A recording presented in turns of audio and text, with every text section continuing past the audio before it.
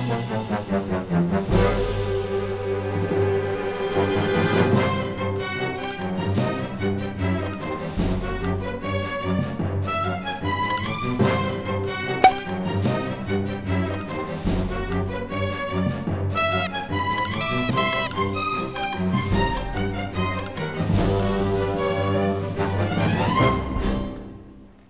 is that guy?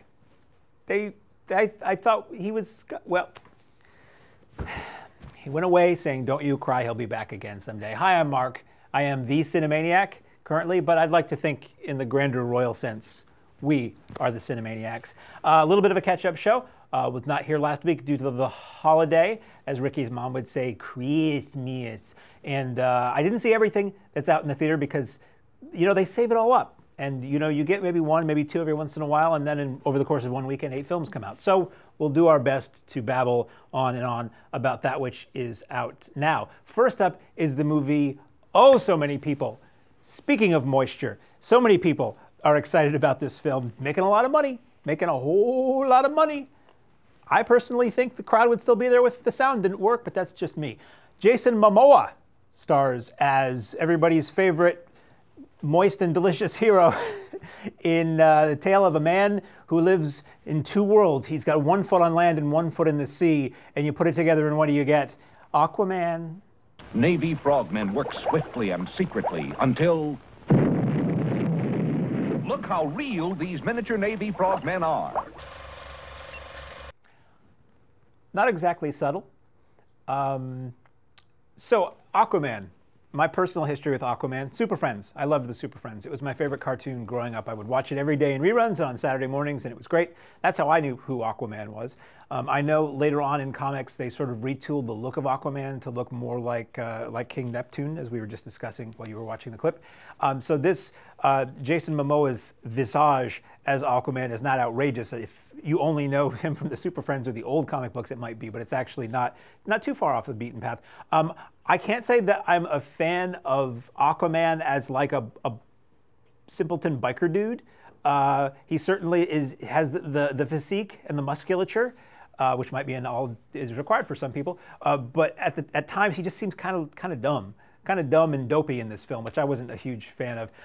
The movie itself was okay. I wasn't really looking forward to it. I thought it looked flat out bad from the trailers initially. Some people in the theater I heard commenting before the film said that it didn't matter if it was bad because he was in it, so there's that. It's an origin story. Again, we get these from time to time, and it is yet another hero's journey. Reluctant hero, he's the chosen one, it's prophesized, only he can do all this stuff, that's cool, that's fine. For me, the strength of this movie was the visuals. It looked amazing. This is a film that certainly benefits from 3D, IMAX 3D, the biggest screen possible. This is a big screen experience because you have these undersea kingdoms, you have these undersea landscapes, you have, Atlantis and all these other realms that he goes to, and they're just, I'm watching this movie and I'm like, I don't indulge in anything, but if you were the kind who wanted a little bit of a chemically enhanced movie experience, this would probably not be a bad one to do. It was like watching Yellow Submarine for half this movie. It was just phantasmagorical. That said, I thought it was laughably bad at times.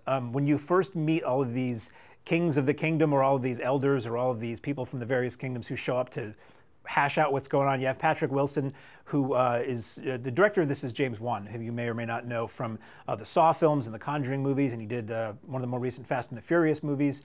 He does films that are popular, and Patrick Wilson is somebody he's worked with in the Conjuring, so he brought him in. You have Patrick Wilson as the half-brother of Aquaman who wants to rule the sea for himself. You have Dolph Lundgren as another, he's the father of the Amber Heard character, and then you have Willem Dafoe riding up on a seahorse with a big long ponytail and skin-tight black leather. Kind of hard not to laugh at that point. You get all these guys and they just look silly. To me, it just looked silly. You literally had sharks with lasers at one point in this film. I mean, it is not subtle. It's making a lot of money, so a lot of people really like it.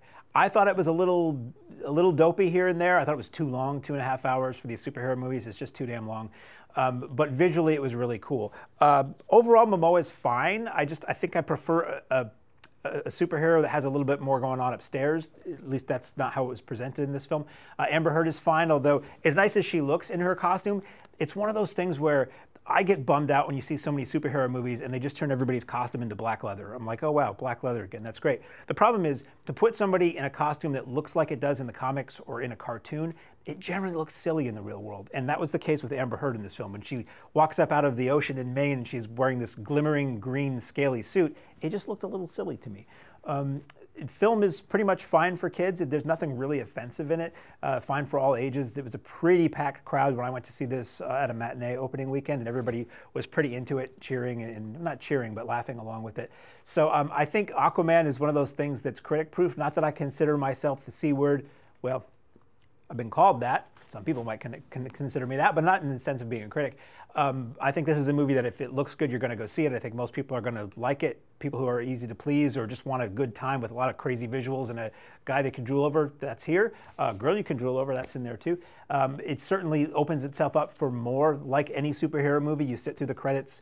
There's a mid-credit sequence. There's nothing at the very, very end, just so you know. And because it's an effects-heavy movie, the credits are really long. So once you see that mid-credit sequence that tends to want to tell you what's going to happen next, feel free to go home unless you want to see everybody who worked on the Indonesian rendering farm.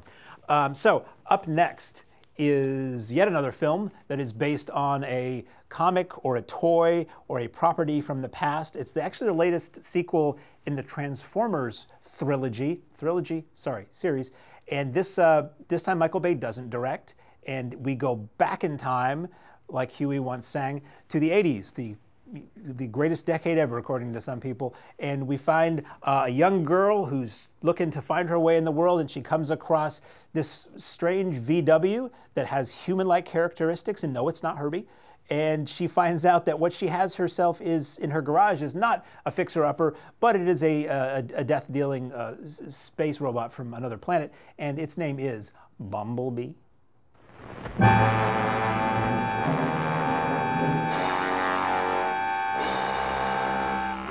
Ideal's Robot Commando is here to help you. So this has been the movie that everybody says, me included, wow, they finally made a good Transformers movie. I've seen most of the other Transformers movies, and I never liked any of them. They're just big and dumb and loud and hard to look at and too damn long. And so, I guess the key was taking Michael Bay out of the director's seat and giving this to somebody else. This is the person who did Kubo and the Two Strings a couple years ago, which was my favorite movie of that year. And this movie is great. I mean, it's not original. If you've seen enough movies from the 80s and earlier, you've seen the story of a kid finds a thing, whether it's an alien or a monkey or a runaway or a robot, and it becomes friends, and they teach each other the meaning of friendship and love and companionship, and then some evil entity comes in and says, well, you don't understand, it's a killing machine. He just wants to be my friend, and there's a big chase. That's what this is, but it's good, and it's funny, and it's touching at times, and the 80s setting is pretty well done. The music in it is outstanding throughout, and it's not just the greatest hits of the greatest hits. It's a good mix of stuff.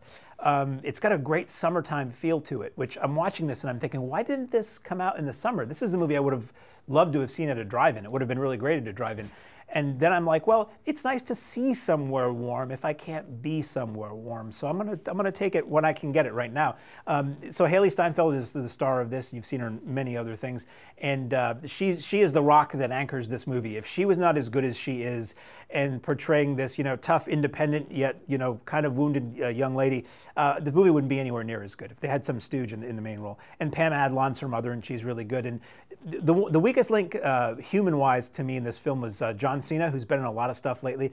His thing tends to be playing the goofy, lovable lunk who could tear you in half if he wanted to. In this film, he's playing it straight, but the whole time, the way he's playing it, I feel like he thinks he's in a comedy, and that really didn't work for me. Maybe it's just because I always see him in comedies. I'm having a hard time taking him as a serious character right now.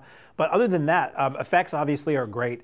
Music is really good, really nicely shot, and it's really the story of this girl without a lot of friends who's trying to get somewhere in life, and this creature from another planet who's trying to figure out its place in this new world. And it's totally E.T. It's totally the Love Bug. It's totally the Iron Giant. It's a lot of stuff you've seen before, but I don't mind that when it's well done like this was. So again, fine for all ages.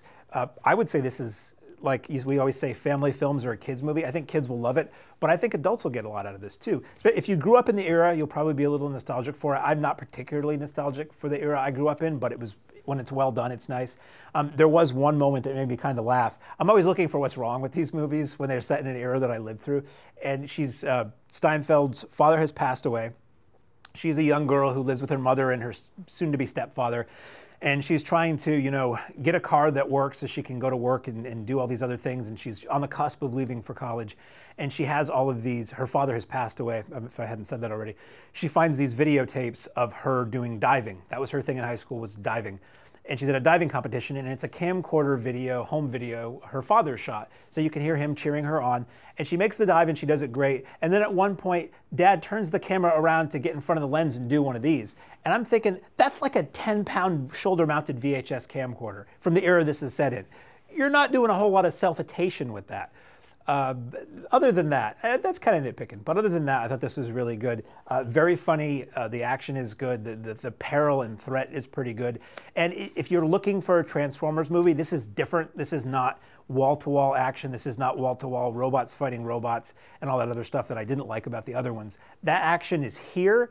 Movie opens and closes with it, but it's really kind of something else. And I hope that the success of this causes the Paramount and the people who make these to go more in the area of not necessarily cloning this, but maybe doing more different approaches to this material. Take a step outside the comfort zone once in a while, and you might get real lucky, and you might, what you've been looking for the whole time. You might get me to actually like a Transformers movie, which this is the first one I can wholeheartedly say that I do.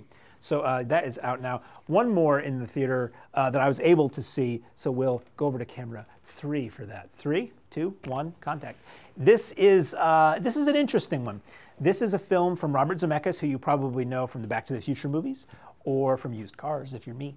And it's based on a true story, based on a film that I had seen a few years ago called Marwen Call, M-A-R-W-E-N-C-O-L, a documentary about a man who likes to wear women's footwear, and he gets beaten within an inch of his life and suffers brain damage and memory loss. And the way he deals with all this is to create this little world with dolls, sort of action figure-y dolls, set in World War II. And he creates this storyline in this entire world called Marwen Call. In this film, it's called Marwen. And it's just how he deals with trauma and tries to move forward. And in this film, you get to see the little adventures. You see him as the doll. Well, the trailer should explain this a little bit more, and then we'll come back. This film is entitled Welcome to Marwen. G.I. Joe attack! Boom, boom! G.I. Joe takes the hill! Bam, bam! Horrific battle! This was really good. I wasn't sure what the need was for a dramatic version, for me, to see a dramatic version of a film I'd already seen a really good documentary on. But it's really interesting. You see, from the trailer, I've never seen something quite like this before. You see his fantasy, you see the world he's creating with these dolls, and it is done in such a way, I assumed it was just straight CGI. I think it's a mix of capturing, I don't even know if it's motion capture or something else. You see the actors' faces clearly in these dolls. They look like dolls moving around, animated dolls, almost like stop motion, but a bit more fluid than that. But when you're really concentrating on their faces, it looks a lot better, and the lip sync is far better than I've ever seen with motion capture. Motion capture, it's always just a little off. It's not quite there. This, it seemed like it was dead on. And it was really interesting to see how this all plays out, how the stories of the village of Marwen parallel this man's life, Mark Hogan Kemp, and what he went through. Each of the women represent a woman. It's basically a village of women, and he's the only guy, which is, boy, what a terrible place to be. These are all women that helped him at some point along since his beating to get to the point he is in this place and time. And the Nazis represent basically the guys who did it to him, or any males that are threatening to him. It's not a comedy, I wouldn't say. I think it might be marketed as a lighter film than it really is. When I went in, I was surprised to see a mother with a couple of, I don't know if I'd say young kids, but a couple of kids. There's nothing greatly inappropriate about the film. It dances around the edge of sexuality, but there's nothing explicit. I don't know that there's even a whole lot of profanity in the movie. It just seems more like an adult subject, because you're talking about, I wouldn't even say mental illness. It's more like traumatic brain injury and recovery and dealing with prejudice and being different and all that other stuff. Finally, a film where Hollywood tells you it's okay to be different. It's cool. So I thought it was really good. Visually, really, really well done. Zemeckis is always outstanding with visual effects and things like that. There's a Back to the Future reference in the film, pretty sizable Back to the Future reference, not in name, but in visuals that I'm like, hey, he's quoting his own work. That's totally fine. It's in the mind of a guy who probably watched Back to the Future a bunch of times. So I thought Welcome to Marwen was really good. It's very moving, very touching. It's a good movie for grown-ups with a sense of playfulness in it, and that's out now. I don't think it's doing very well, so of all the movies that are out now, that might be the one that if you're curious, you may want to see it sooner than later. Although I think next week, nothing really comes out. So maybe Marwan has a stay of execution for a couple of weeks here. That's all that I saw in the theater. I'm actually going to go see Mary Poppins tonight, so we'll talk about that next week. And if I can see anything else, there's a few more films that are knocking around that just did not play locally, and I didn't really leave the house for the last week. So now we move on to home video, that which you can see on the service, platform, channel, format of your choice. First up, what do we got? Oh, so, okay. I don't usually do this. Where are we going? Hi, how are you? How you doing? So Netflix is a thing. I have access to Netflix. I don't watch it very much because I have piles, which make it hard to sit down. I have piles of movies that I haven't watched yet, and I'd rather go for the physical stuff than the digital stuff. But everybody's talking about stuff, and if I'm nothing if not a trendsetter and a follower and a trailblazer, everybody's talking about these 2B movies, literally and figuratively, that are out this week. So I watched them. So I'm going to talk about, this one. So I'm going to talk about this one first, and then another Netflix movie. So these are movies you can watch right now on Netflix that if you have Facebook or anything online, everybody's talking about them.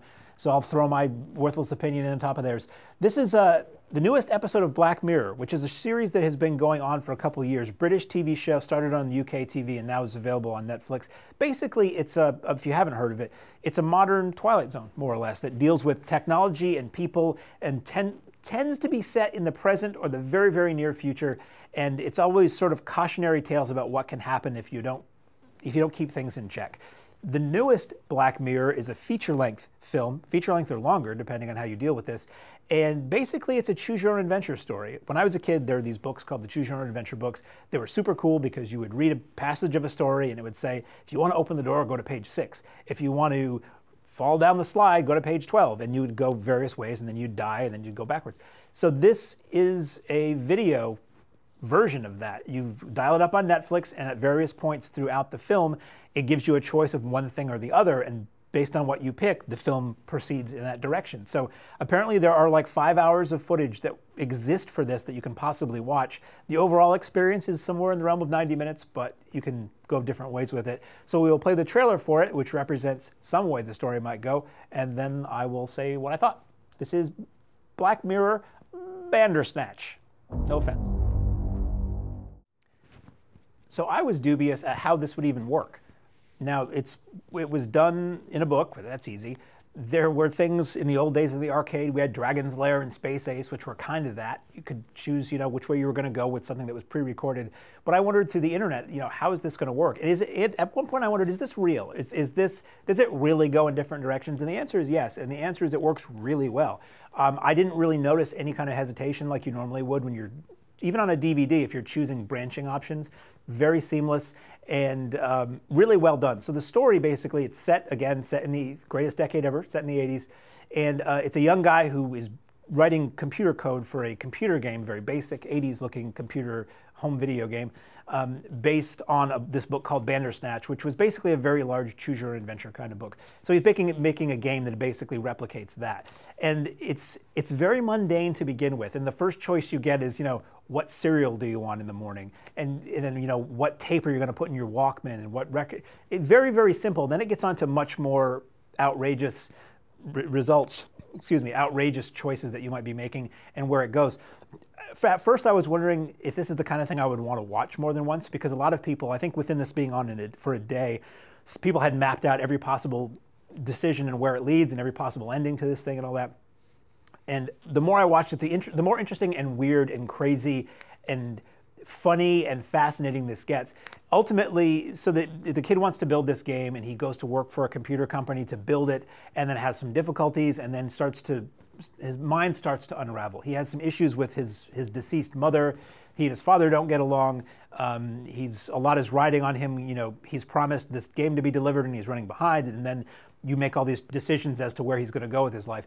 It comments on technology. It comments on, this is just what I saw, the version that I watched.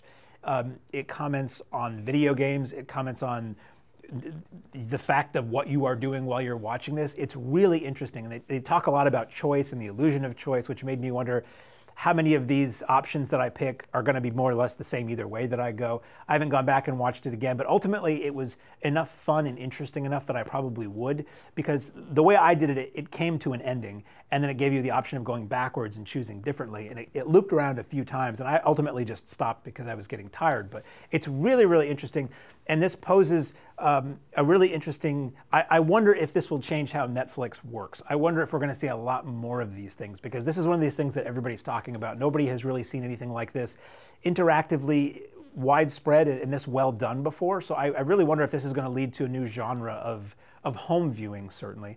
I know it was something that was tried in theaters before, where audiences would vote on something with this little handheld device, and the majority would win. Despite what William Castle says at the end of Mr. Sardonicus, he only had one ending. But this is very interesting. So it's called Bandersnatch. Black Mirror. Sounds dirty, but it's not. It's out there now. As far as audience rating-wise, I would say this is certainly an R-rated film, but it was really well done and really fascinating, and I really want to go back and watch it again. Speaking of Netflix, there's one other thing that everybody's talking about on Netflix, and there's memes, and there's video clips, and there's spoofs, and there's everything. And if you haven't seen it, you don't know what the hell anybody's talking about. I certainly didn't. Part of the reason I watched it is because I wanted to watch this thing before everybody started giving the ending away, which tends to happen after a day. Sandra Bullock stars as a woman who finds herself in a world where if you go outside and look at anything, you will be driven to suicide. It sounds like a fun movie for Christmas, doesn't it? This is a film entitled Byrd Box. Hi, hi, hi, hi, hi, hi, hi, hi. Hello, how are you? Good evening. Sandra Bullock, John Malkovich, Sarah Paulson. These are people that are in big movies. And it's always surprising, and I'm always a little suspicious when I see something go straight to video or straight to Netflix, and it has stars who are at least formerly of that caliber.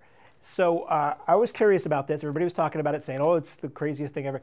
It's really good. This is really good. I can see why it didn't go into theaters. I don't think it's quite strong enough to be a theatrical release. It's maybe a little bit too long, but it's really good. People were comparing this to A Quiet Place. Quiet Place, you can't make any noise or something is going to get you. In this film, as I said, something happens, there's some phenomena, it's never explained, and I'm fine with that. People go outside and they see something from their past or something that causes them to just kill themselves or to go crazy. So everybody basically who wants to survive and who does survive holes up in houses and covers the windows and figures out a way to move around outside blindfolded, which seems ridiculous, but they figure out a way to do it.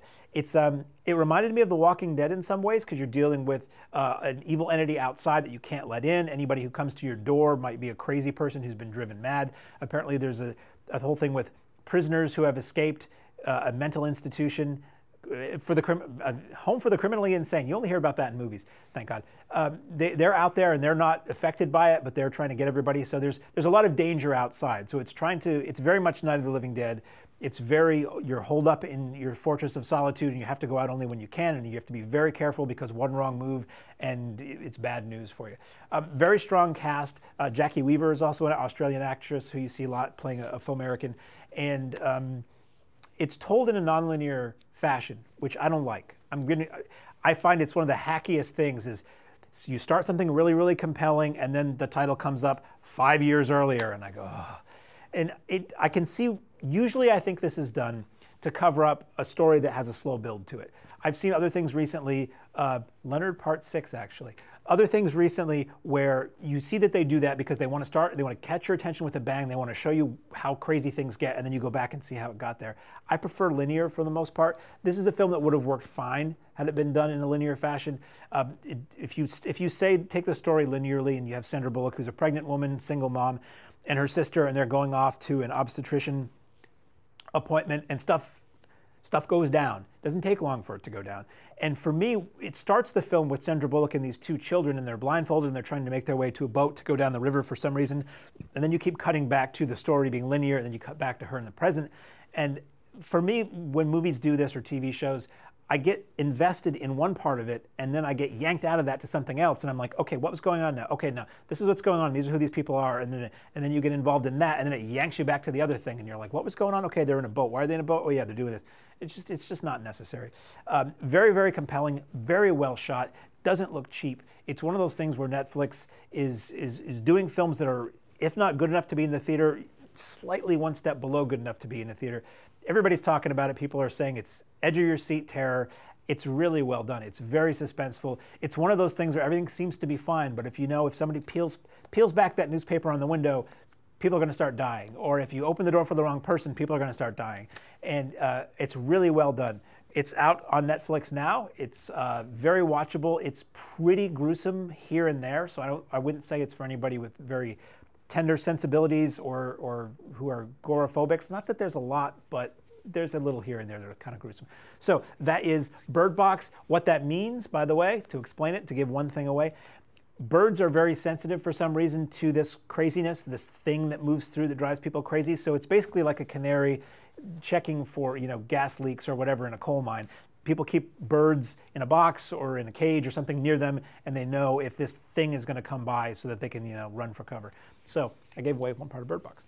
Up next, speaking of bees, big badass lady is what this is going to be. This is a film that is the biography of Joan Jett. This is a documentary about Joan Jett that came out in theaters last year, on video now. Basically traces Joan Jett from a teen who thought she might want to play the guitar to the cultural icon that she became in the 80s and beyond. She has, despite all of the legend, still seems to carry a bad reputation.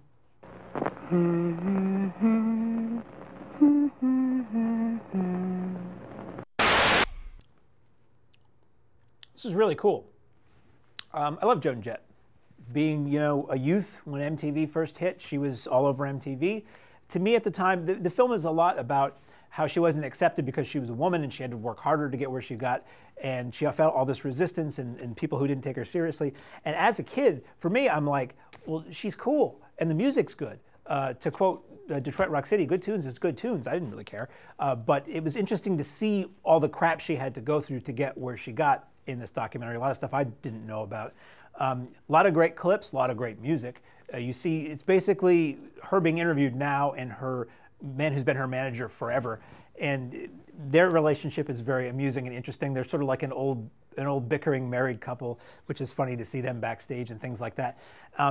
Really cool archival stuff that I'd never seen before. I never knew the I Love Rock and Roll video was shot in color, and they play it in full. And I saw this in the theater at the Alamo, and my jaw dropped. I'm like, this is cool. This is in color. I've always seen this as black and white. And I don't know that this plays sort of like a Behind the Music episode, which was a great series when it was going. And there's nothing wrong with that. It feels like a long Behind the Music, for better or worse. I didn't feel like I really got to know Joan Jett, the person, quite so much as I got to know Joan Jett, the rock star. It was very focused on her. You see a bit about her in her childhood, and it's crazy to see these pictures of her as a little girl, a young girl, before she dyed the hair and went with the black leather. She just looked like this little schoolgirl who might be reading Holly Hobby books or whatever. So it's pretty huge contrast to where she went. You get interviews with her contemporaries from the 70s and 80s, and you get people who are, came up based on her music or came up inspired by her music. It's just cool. It's badass. It's really good. It's totally worth watching. If you like Joan Jett, it's a must. If you've heard of Joan Jett and you want to know more about her, it's a must. And I can't imagine you're not going to want to go out and buy or download some Joan Jett music after this. I've had Crimson and Clover in my head for like 3-4 months since I've watched this movie. And she did great covers. That was the thing. I always thought you could make this amazing compilation of Joan Jett covers from all of her albums, because from all her albums that I have, she always does 1 or 2, and she's, if not does a new definitive version, she does a version that stands pretty close to the side of the original. So up next is a film, speaking of badass women, here is a film about a young girl who witnesses a police shooting way too close and personal and decides to wrestle with the idea of whether to give her statement to the world about this or hold it inside, and she finds out what happens when you retain the hate you give. So this was maybe one of the better movies I saw last year. It's funny, most of the movies I saw last year that I liked the most were in this realm of talking about the modern Black experience in America, based on a book which I didn't read because I don't read a lot of fiction or movies, or I don't read a lot of books that are going to make me sad. This is so the story here is you have the girl who's Amanda Stenberg, who she was in Darkest Minds, which came out recently too. She's really good. She's, again, like Haley Steinfeld in Bumblebee. She's the core of this film. If you didn't have somebody this good and likable and compelling in the lead role, I don't think you'd have much of a movie. She's this young girl from the wrong side of the tracks who goes to a prep school. Her parents make sure, her mother makes sure she goes to a better school than she normally would in her neighborhood. And she sort of keeps a secret that she's from, you know, the hood, as it were. And she is hanging with an old friend who gets shot by a cop, and there's this whole struggle of does she speak to the police? Does she testify at a trial? Does she speak to the press about what she saw? And if she does, she's going to be the target of a lot of people who don't want to hear what she has to say. She's going to be the target of her community. She's going to be the target. She's going to lose her friends and her boyfriend from the right side of the tracks. So there's a lot of internal struggle. It paints a really interesting picture of where things are in some parts of the world, for some parts of the country, I should say, for some people these days. It has a lot of strong family values, as it were, which you don't see a lot of, which was really cool. Her father is, this film is a guy who was an ex-gang member, he was a criminal guy who decided to walk the straight and narrow. And what he drills into his kids is really compelling and powerful and interesting. Part of it is saying this is how you need to act around certain people just because it's the way it is, and part of it is, you know, maintain your dignity and you are who you are and you have the potential to be great, which is cool. Anthony Mackie is also in this, who people would know from the Iron Man movies, and he plays a bad guy in this, so that's kind of interesting to see. So there's a lot of familiar faces. Common, the rapper, hip hop artist, whatever, see him in a few movies. He plays a police officer who's a relative of this young girl. So you do get to see multiple sides to this story. It's a police shooting. Well, you know, what do police have to deal with, and why might they have done that? Was the guy prejudiced or not? Was the kid who got shot doing the wrong thing? It looks at all these angles, which is kind of nice. It's not totally one-sided, which a movie like this can very easily be. I thought it was really, really good. I really like this a lot, and I'm looking forward to seeing Miss Stenberg in more things, and hopefully they are high profile like this and not Transformers sequels. So up next, we have a film. So I was just about to say, it probably feels like I just like everything, and it's free and I like it. Well, I do pay for most of these, so that factor is there too. And I was realizing while we were watching the clip, it might be that I just choose to not watch things that I think are going to be crap, so you're probably going to get more positive things from me. But then I saw that this film was on the list. The next two, actually. We have a film with sort of an all-star cast set in a hotel, a grand or formerly grand hotel in 1969 that lives on the border of California and Nevada, and the strange cast of characters who find themselves thrown together and who tend to have bad times at the El Royale. Turn the small ones into the tall ones. 5, 6, 7 foot tall up. So this is one I saw in the theater. Didn't really care for it. It looks gorgeous. The production design for this hotel is gorgeous. It looks like it was probably built in the late 50s, early 60s. Great lines, great colors, great decor, unbelievable. Really strong cast. You got Jeff Bridges, you have Dakota Johnson, you have Cynthia Erivo, who plays the sort of soul singer who sings really well in this film. You have Chris Hemsworth, John Hamm, and more. I just didn't think it came together. It's various little stories that intersect, and we kind of jump back in time and then come to the present, and they crisscross and all that. Chris Hemsworth shows up, and he's like this Manson-like character, and the movie goes off in this weird direction.